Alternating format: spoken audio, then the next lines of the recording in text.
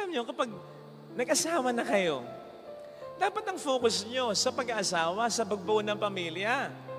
Hindi na kayo dalaga, binata pa. Yung mga ginagawa nyo dati na dalaga at binata kayo, hindi nyo dapat ginagawa pa. Kung ginagawa mo man, kunti na lang. Dapat ang focus ninyo sa asawa, sa mga anak. Halimbawa na lang, yung unnecessary na mga texting, unnecessary na mga chat, unnecessary na pag-search sa Facebook, sa internet. Oh, pagod ka galing trabaho, okay, I understand that.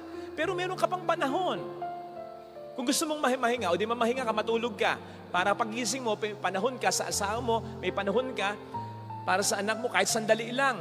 Eh yung sinasabi mong pahinga, mag-scroll down ka pa, di ba? Hook ka. Yung attention mo, yung energy mo.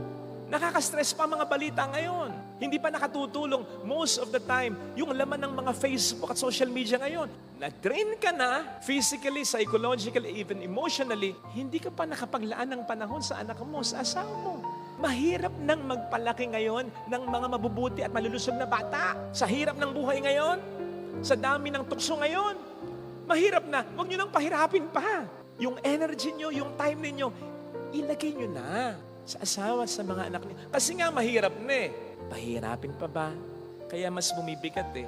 Meron tayong ibang mga prioridad. We cannot have everything in life. Just focus on the best things in life. Yun ang mahalaga para hindi maging mabigat.